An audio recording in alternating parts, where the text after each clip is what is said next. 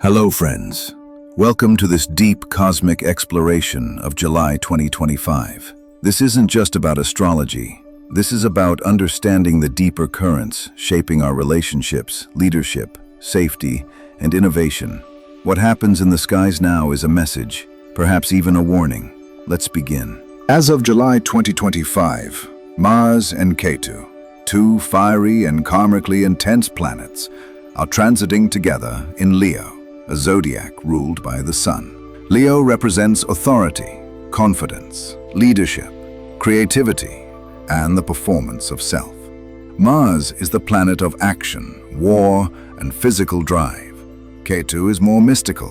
It detaches, dissolves, and spiritualizes whatever it touches. So when both are placed in Leo, we get an explosive energy that can either empower creation or trigger destruction. It's intense, and its outcome depends on how we, as individuals and societies, channel this cosmic fire. Consider what happened recently in France, an unsettling event where over 120 people were attacked with syringes at a party. While shocking from an astrological perspective, such a bizarre and targeted act is not surprising during a Mars-Ketu conjunction in Leo. Especially because Leo governs the fifth house of fun, entertainment, youth, and public performances. Parties and creative gatherings fall under Leo's domain. So, when explosive planets enter this space, unexpected violence or disruption can manifest. But it goes deeper. From Leo, the third house aspect goes to Libra, the sign of relationships, justice, balance, and, most notably, marriage. In Vedic astrology, the third house from any sign is where its energy is expressed. So the fire from Mars-Ketu in Leo is being projected toward Libra. This creates relationship volatility. Expect tension, arguments, even breakups, particularly if the foundation of the relationship is already shaky. Mars wants control, Ketu wants detachment. And when both energies reach Libra, the land of peace and balance, they may challenge harmony itself. Now, let's turn to a subtle layer, the Navamsa chart, a divisional chart used in Vedic astrology to read deeper traits and relationship dynamics. Here, Mars is placed in Libra again, and that's an issue. Mars in Libra, in the Navamsa, is not comfortable. It's like a general forced to work with peace treaties. It wants to lead, not compromise. This creates internal conflict in people. Do I surrender to love, or do I assert my own terms? Let's use an example from global politics, the United States. Astrologically, America is often associated with Libra. It prides itself on balance, democracy, and constitutional structure, not absolute authority. But when Mars transits Libra, especially in subtle charts, we often see tension rise between military power and constitutional checks and balances. Expect power struggles, not just in Washington, but globally, wherever leadership clashes with systems. Now let's focus on Scorpio, a mysterious, intense sign that governs secrets, transformation, research, and emotional depth.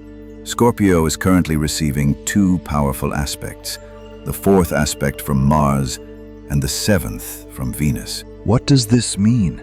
Mars is setting up the fortress. It wants protection, secrecy, and control. Meanwhile, Venus wants beauty, love, and emotional richness inside that fortress. This tug-of-war creates fertile ground for deep emotional experiences, especially around intimacy, trust, and privacy. And here's the financial angle. Venus, right now, is in Taurus, its own sign. That's powerful. It suggests that financial systems, luxury markets, and real estate sectors may experience stability or even boom periods. But, and this is critical, the positive outcome for the average person depends on Mars's entry into Virgo on July 28th. That's where things shift.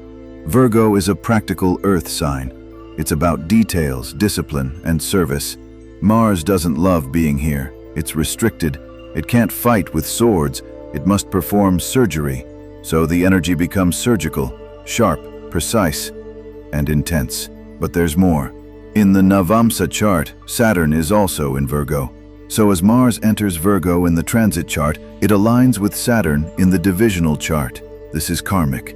This is duty, sacrifice, and hard lessons. No shortcuts. At the same time, Rahu, the north node of the moon, sits in Taurus, which is the third house from Virgo. Remember what we said? The third house from any sign is where its energy gets projected. So Mars plus Saturn in Virgo now radiate toward Rahu in Taurus, intensifying technology, innovation, agriculture, and finance.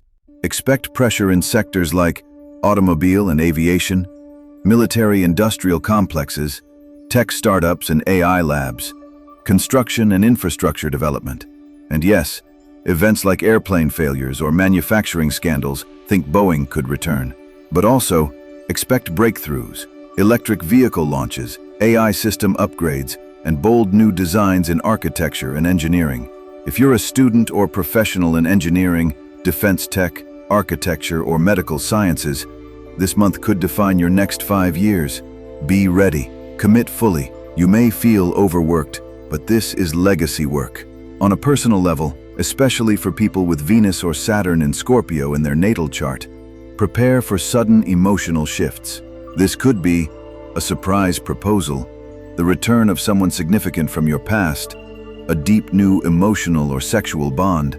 For some, this will be a gift. For others, a test. If you're in a relationship, don't let ego or silence destroy it. Prioritize communication. Avoid assumptions. Be patient. If you're career-focused, stay committed. This is the month that separates the distracted from the disciplined. Let's conclude. July 2025 is not just another astrological cycle. It is a cosmic checkpoint. It asks you to tune in emotionally, spiritually, and practically. The signs, planets, and aspects are not outside you. They are inside you. The universe is reflecting your own inner map. Whether you analyze from your moon sign, your ascendant, or your Navamsa, your results will follow your focus, your integrity, and your spiritual clarity. So ask yourself, are you living your truth, or are you living your habit? Because in July 2025, the sky is not just watching, it is whispering. Will you listen? If this cosmic insight resonated with you, don't forget to like, subscribe, and hit the bell icon for more astrology-driven clarity. Share this with someone navigating major life shifts. The stars are speaking, we just need to listen. Until next time, stay aware, stay grounded, and may your choices align with the cosmos. Thanks.